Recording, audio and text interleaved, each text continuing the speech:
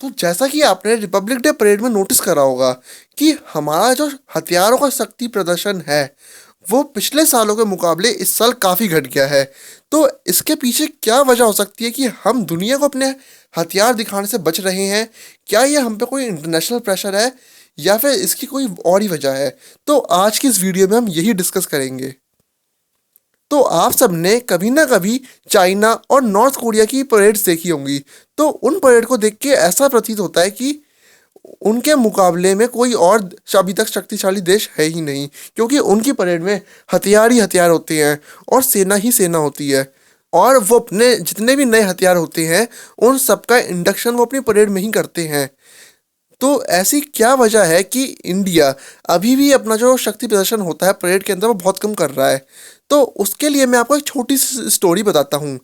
अभी कुछ ही साल पहले रशिया के अंदर टैंक फेस्टिवल हुआ था। तो उस फेस्टिवल के अंदर ऐसा होता है कि दुनिया का हर देश रशिया में आता है और अपने जितने भी मेन बैटल टैंक्स होते हैं उनको प्रदर्शित करता है। तो जब वहाँ पे सारे टैंक इकट्ठे होते हैं तो उनका एक कंपटीशन होता है और उस कंपटीशन के अंदर एक रेस होती है। और वो रेस के कोई नॉर्मल ड्रैग रेस नहीं होती कि बस हमें टैंक की स्पीड चेक करनी है।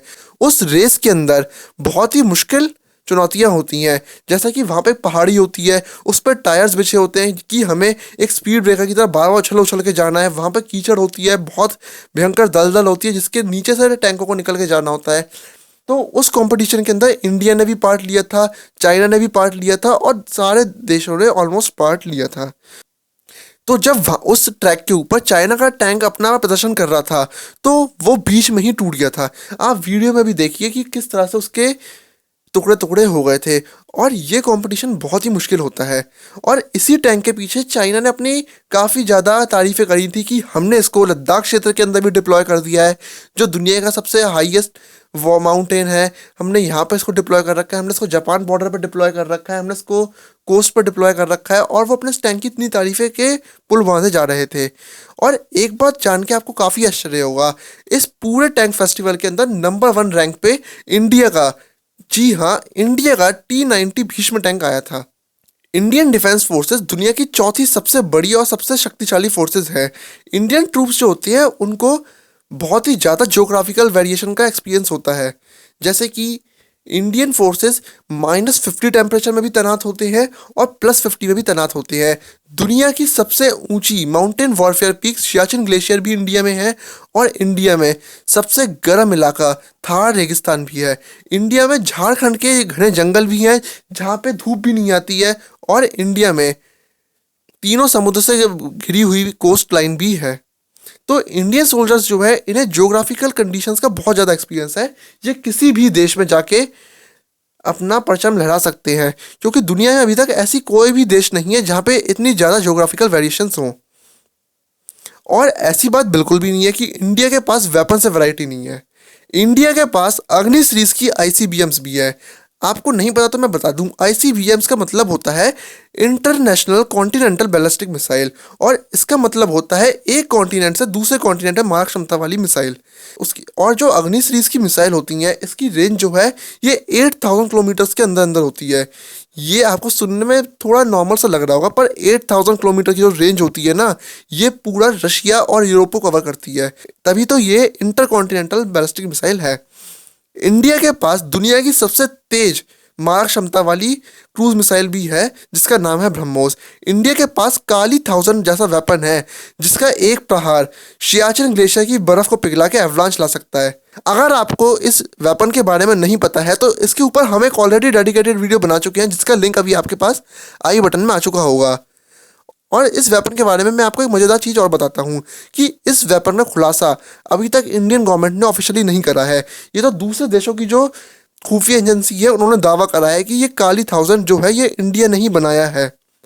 तो आप जब इस वीडियो को पूरा देखेंगे तो आप समझेंगे कि ये किस तरह से काम करता है और ऑपरेशन वाइट वॉश में इसकी क्या भूमिका थी। इंडिया के पास एंटी सैटेलाइट मिसाइल भी है जो स्पेस में जाकर दूसरे देशों की सैटेलाइट को मार सकते हैं। इंडिया के पास स्वाम जोन जैसी टेक्नोलॉजी भी है जो किसी भी दुनिया के बड़े से बड़े S-400 S-500 air defence system को भी फेल कर सकती है। इंडिया के पास एयर डिफेंस सिस्टम में भी काफ़ी ज़्यादा वैरायटी है। और इंडिया नेवी में काफ़ी सारी न्यूक्लियर सबमरीन्स भी है। इंडिया के पास अपने खुद की एयरक्राफ्ट कैरियर है और काफ़ी सारे खुद के ही इंडिजीनियस डिस्ट्रॉयर्स एंड फ्रिगेट्स भी हैं। तो ये बात तो बिल्कुल भी नहीं है कि हमारे पास वेपन्स की कमी है या फिर हम पे कोई इंटरनेशनल प्रेशर है। तो अब हम मान के चलते हैं, हम अपने दुश्मनों को डराने के लिए अपनी परेड में अग्नि आईसीबीएम भी निकालते हैं, जिसकी मिनिमम रेंज जो है वो 1500 किलोमीटर है। तो हमारे दुश्मन जो है वो 1500 किलोमीटर की तो दूरी पे है ही नहीं। हमारे दुश्मन बस एक तोप के गोले जितनी दूरी पर ही है।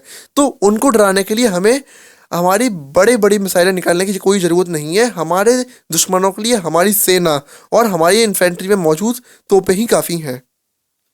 और अगर हम अपने बड़ी बड़ी मिसाइल्स निकालते हैं जिनकी रेंज जो है वो 5000 किलोमीटर से 8000 किलोमीटर की है, तो जो अन्य देश है जो बहुत ज़्यादा कमज़ोर है, जैसे कि सेंट्रल एशिया के देश हो गए या फिर कुछ यूरोप के देश हो गए, तो वो हमसे डरेंगे और जो हमारा उनसे फ्रेंडशिप का रिलेशन है वो एक खतरे में आ जाएगा, क्योंकि उनको लगेगा कि अगर हमने उनकी बात नहीं मानी तो इंडिया हम पे मिसाइल लॉन्च कर देगा, ये कर देगा।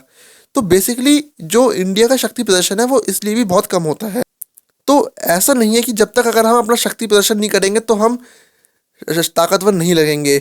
एक जो पीसफुल कंट्री होती है ना, वही सबसे ताकतवर कंट्री होती है, क्योंकि कारगिल युद्ध के दौरान हमारे प्रधानमंत्री अटल बिहारी वाजपेयी जी ने कहा था कि शांति वहीं पे स्थापित हो सकती है जहाँ पे शक्ति होगी। तो जब हमारे पास शक्ति है तो कोई भी हमसे लड़ने की हिम्मत नहीं करेगा और यही हमारे लिए शांति का स्थापना हो सकती है।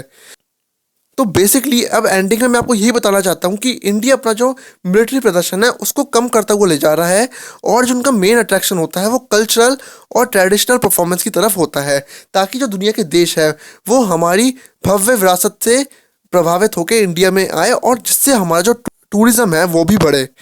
तो फ्रेंड्स, आप सभी को रिपब्लिक डे की हार्दिक शुभकामनाएं। अगर ये वीडियो आपको इन्फॉर्मेटिव लगी तो प्लीज़ इसको लाइक जरूर करके जाइएगा। हमारे चैनल पे काफ़ी सारी डिफेंस रिलेटेड वीडियोस हैं जो आपको इंटरेस्टिंग लगेंगी, तो प्लीज़ उनको जरूर विजिट करिए और उन सभी को देखने के बाद हमारे चैनल को सब्सक्राइब करना ना भूलिएगा, क्योंकि जब आप सब्सक्राइब करेंगे तभी हमारे नई वीडियो का नोटिफिकेशन आपके पास आएगा। तो फ्रेंड्स, तब तक के लिए गुड बाय, जय हिंद।